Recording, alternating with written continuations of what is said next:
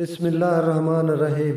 وہ کون سے 3 ارب شہزادے ہوں گے جو خانہ کعبہ کا دفن شدہ خزانہ نکالیں گے، اور ان شہزادوں پر کس شکل میں عذاب آئے گا؟ پیارے دوستو، میں ہوں محمد گلزار اور آپ تمام دیکھنے اور سننے والوں کو السلام علیکم۔ دوستو، نبی کریم صلی اللہ علیہ وآلہ وسلم کی حدیث مبارکہ میں قیامت اور قیامت کے نزدیک کے وقت کے بارے میں بہت ساری پیشن گوئیاں موجود ہیں۔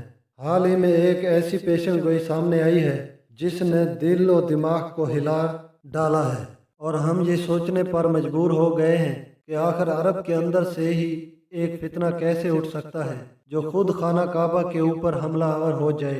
البتہ یہ حقیقت ہے، اور جس حدیث کے بارے میں ہم بات کر رہے ہیں، اس حدیث کو پڑھ کر اندازہ ہوتا ہے کہ آخری وقت میں ہم مسلمانوں کا ایمان کس قدر کمزور ہو جائے گا، اور خاص طور پر عرب کے علاقے اور وہاں کے رہنے والے باشندے کس طرح سے ایک بھیانک آزمائش کی لپیٹ میں لے لیے جائیں گے، جو نہ صرف ان کے ایمان کے لیے تباہ کن ہوگی بلکہ ان کے جان و مال کے لیے بھی نہایت تباہ کن ثابت ہوگی۔ وہ کون سا عرب شہزادہ ہوگا جو خانہ کعبہ پر حملہ کرنے کی کوشش کرے گا، اور تب امام مہدی کس طرح سے اسے روکیں گے؟ وہ کون سا لشکر ہوگا جو امام مہدی کو سزا دینے کے لیے روانہ کیا جائے گا، لیکن زمین پھٹ جائے گی اور وہ لشکر زمین میں دھنسا دیا جائے گا؟ وہ کون سا لشکر ہوگا جو امام مہدی کی مدد کے لیے روانہ ہوگا، لیکن اس لشکر میں کمزور ایمان والے بھی موجود ہوں گے جو کسی بھی وقت خطرہ بن سکتے ہوں گے؟ دوستو، یہ تمام باتیں آج کی ہماری اس ویڈیو کا موضوع ہیں، اور ہماری آپ سے گزارش ہے کہ اس ویڈیو کو آخر تک ضرور دیکھیے گا۔ پیارے ناظرین، سیدنا عبداللہ بن مسعود رضی اللہ تعالیٰ عنہ سے روایت ہے کہ قیامت نہیں آئے گی یہاں تک کہ عرب میں مختلف خلیفوں کے 3 بیٹے، یعنی 3 خلافتوں کے 3 شہزادے خانہ کعبہ کے نیچے دفن خزانے کی ملکیت کے بارے میں جھگڑا نہ کر لیں، اور ان کے درمیان ایک خون ریز جنگ نہ چھڑ جائے۔ آگے بڑھنے سے پہلے ہم آپ کو بتاتے چلیں کہ خانہ کعبہ شروع سے ہی اس طرح نہیں تھا جس طرح سے ہم اسے دیکھ رہے ہیں۔ جب حضرت اسماعیل علیہ السلام اور ان کی والدہ اماں ہاجرہ علیہ السلام نے مکہ شہر کے آس پاس رہنا شروع کیا تو اس وقت بنو جرم نام کا ایک قبیلہ وہاں پر اماں ہاجرہ کی اجازت سے آباد ہوا، کیونکہ اس کے پاس ہی زمزم کا کنواں بھی موجود تھا۔ دن گزرتے چلے گئے، یہاں تک کہ ایک دن وہ آیا جب قریش نے، جو بنو اسماعیل کی اولاد سے تھے، کئی صدیوں بعد مکہ شہر سے بنو جرم کو مار بھگایا۔ بنو جرم شکست کھا کر بھاگنے سے پہلے اپنا تمام تر خزانہ، جس میں خانہ کعبہ کا خزانہ بھی شامل تھا، وہ زمزم کے کنویں کے پاس اور خانہ کعبہ کے درمیان میں کسی خفیہ مقام پر اس طرح دفن کر گئے کہ اس کا سراغ نہ لگایا جا سکے۔ ان کا خیال تھا کہ وقت گزرنے کے ساتھ ساتھ مکہ پر دوبارہ ہمارا قبضہ ہو جائے گا، اور جب ہم یہاں دوبارہ آئیں گے تو اس خزانے کو نکال لیں گے، لیکن ایسا نہ ہو سکا، اور مکہ مستقل طور پر قریش کے قبضے میں چلا گیا۔ کعبہ کا یہ خزانہ، جس میں کعبہ کے لیے وقف کیے گئے مختلف ادوار میں سونے، چاندی اور دیگر چیزوں کے بڑے بڑے حصے شامل ہیں، یہ کوئی چھوٹا موٹا خزانہ نہیں ہے۔ اس خزانے کی ملکیت اچھی خاصی ہے، اور چونکہ یہ لوگوں نے اپنی مرضی سے کعبہ کے نام پر وقف کر دیا ہے، تو اس خزانے کو کسی بھی طرح سے استعمال میں نہیں لایا جا سکتا، اور نہ ہی اسے کوئی ہاتھ لگا سکتا ہے۔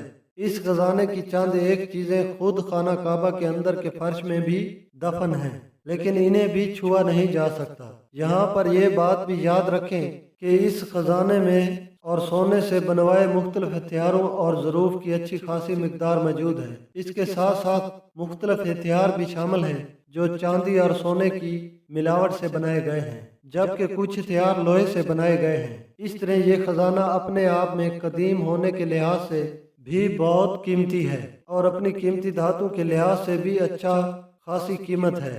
اس وقت عالم عرب کی جو صورتحال ہے وہ کسی بھی عقل مند انسان کی نظروں سے چھپی ہوئی نہیں ہے۔ ایک طرف تو جزیرہ نما عرب میں بے حیائی، فحاشی اور بے شرمانہ قسم کی روایات کو فروغ دیا جا رہا ہے، دوسری جانب عرب کے اس علاقے میں قائم مختلف حکومتیں تیزی سے ختم ہوتے ہوئے دنیا میں اپنے اثر و رسوخ اور اپنے شہزادوں کی فضول خرچیوں سے کم پڑتے خزانوں کی وجہ سے शदीद परेशान हैं। वसाइल की कमी हमेशा दुनिया के हर खिते में जंग का बायस बनती है और नबी करीम सल्लल्लाहु अलैहि वसल्लम की इस हदीस में वाज़ेह इशारा मौजूद है कि आलम अरब की मुस्लिम हुकूमतें बजाय इसके कि वो वसाइल का इंतज़ाम किसी जायज़ और हलाल तरीके से करें, वो काबा के खजाने पर नजर रख लेंगे और यूं खाना काबा का तकद्दस पामाल करने की कोशिश करेंगे। अरब की मुख्तलिफ खिलाफतों के ये 3 शहजादे कौन होंगे, ज्यादा क्यास आराइयां तो नहीं की जा सकती।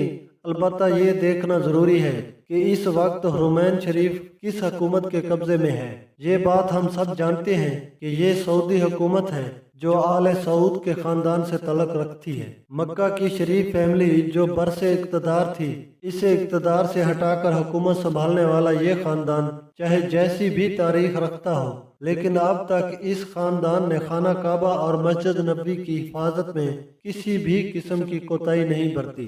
अलबत्ता गुज़श्ता चंद बरसों से इस्लाम के लिए की गई तमाम खिदमात ये खानदान अपने हाथों डुबो चुका है। पिछले चंद साल से सऊदी अरब में हुकूमत करने वाले प्रिंस मोहम्मद बिन सुलेमान सऊदी तारीख के सबसे ज्यादा लिबरल और आज़ाद ख्याल मुसलमान हुक्मरान हैं, जो अपनी पॉलिसीज और हरकतों की वजह से पूरी दुनिया में मुतनाज़ा हो चुके हैं। ये सऊदी शहजादा माल और दौलत के लिहाज से भी सऊदी खानदान में सबसे ज्यादा अमीर है और इसके साथ साथ ये सऊदी अरब को एक मालदार हुकूमत बनाने के लिए भी पुरअज़म है। अपने इस मफाद के हसूल के लिए इस शहजादे ने फलस्तीनी मुसलमानों के साथ भी गद्दारी की है और आलमी सतह पर आवाज भी नहीं उठाई और इनको सस्ते दामों बेचकर अपने मफादात हासिल किए हैं। अगरचे ये बात वसूख से नहीं कही जा सकती, लेकिन अंदाजा लगाया जा सकता है कि प्रिंस मोहम्मद बिन सुलेमान ही शायद वो शहजादे हों जो काबा का दफन शुदा खजाना निकालने की कोशिश करें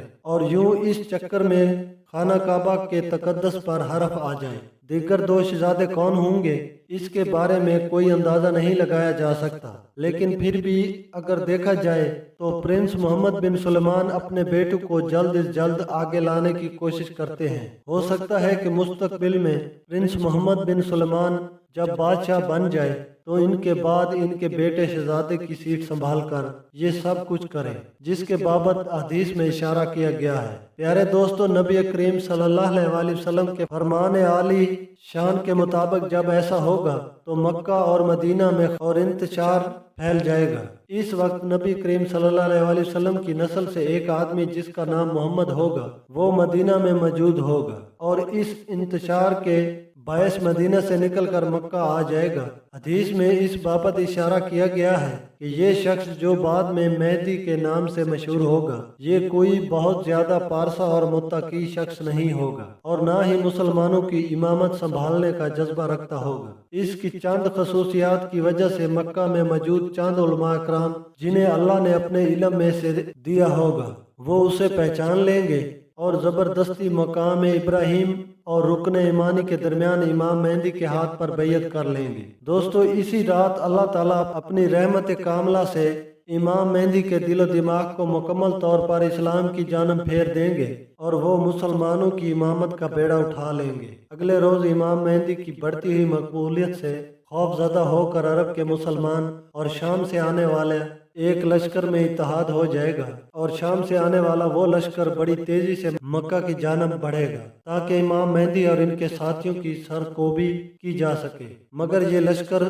सहरा के खौफनाक तूफान में फंसा कर जमीन में धंसा दिया जाएगा। इसके बाद शाम के लोग एक लश्कर की सूरत में दोबारा मक्का की तरफ आएंगे और इमाम मेहदी के हाथ पर रुकन ईमानी और मकाम इब्राहिमी के दरमियान बैयत कर लेंगे। इसके बाद मशरक से एक लश्कर जो खरासान से निकलेगा और काले झंडों पर मुश्तमिल होगा, वो भी इमाम मेहदी की मदद और नुसरत के लिए आएगा। इसका अंदाजा तो जाहिर है आने वाले वक्त में ही होगा। अलबत्ता हमें होशियार रहना चाहिए क्योंकि इस वक्त अरब मुसलमानों की ईमानी हालत इस नतीजे पर पहुंच चुकी है कि वाकई माल और दौलत के लिए ये लोग खाना काबा की हुर्मत का पास भी नहीं रखेंगे।